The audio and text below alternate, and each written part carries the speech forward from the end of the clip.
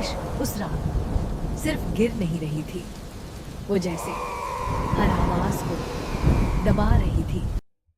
जंगल के बीच खड़ा वो घर पहली नजर में बस एक हवेली लगता था, लेकिन अंदर कदम रखते ही कुछ बदल गया।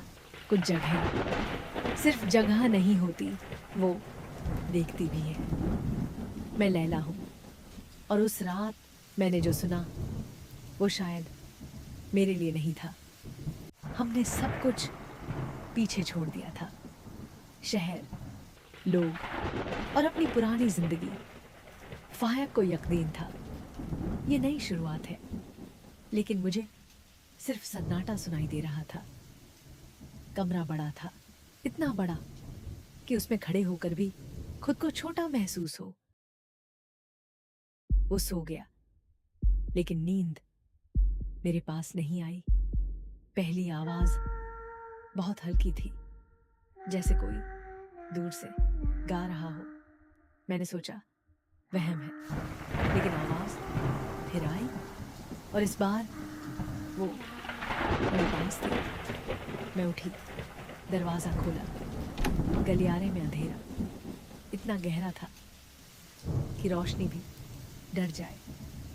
हर कदम के साथ ऐसा लग रहा था कोई मेरे पीछे है। मैंने रोशनी वापस आई, लेकिन डरने नहीं गया। फायक ने कहा,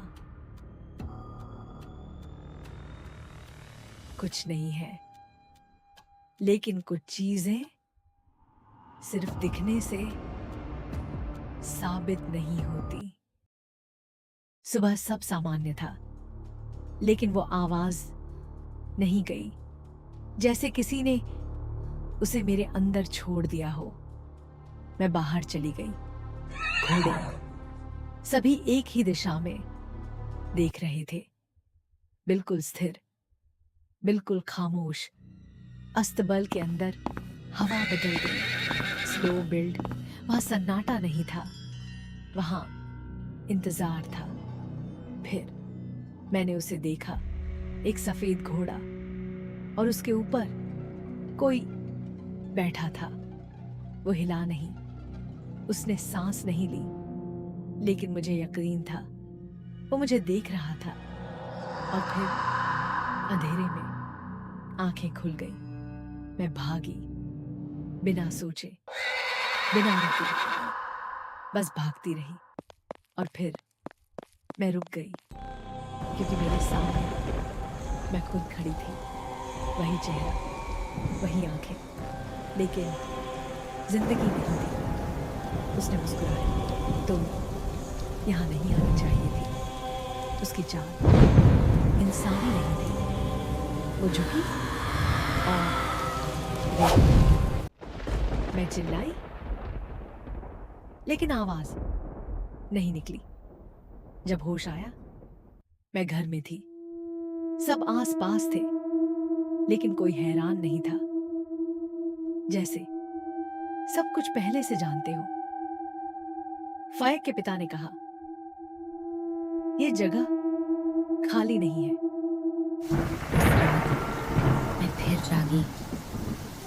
इस बार मैंने उस आवाज को पहचाना। वो बाहर नहीं थी, वो यही थी। मैंने पर्दा हटाया और उसे देखा। फेरी वो झूले पर बैठी थी, धीरे धीरे गा रही थी। उसके सामने एक खाली कुर्सी थी, लेकिन वो खाली नहीं थी।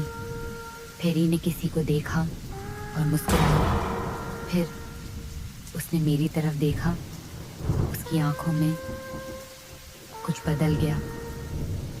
मैंने नीचे देखा और वहां वो खड़ा था, वही अस्तबल वाला। इस बार वो दूर नहीं था, वो घर के अंदर था। और तब मुझे समझ आया, हम यहाँ आए नहीं थे, हमें यहाँ बुलाया गया था। तो बताइए, अगर कोई जगह आपको पहचानती हो तो क्या आप सच में वहाँ से जा सकते हैं?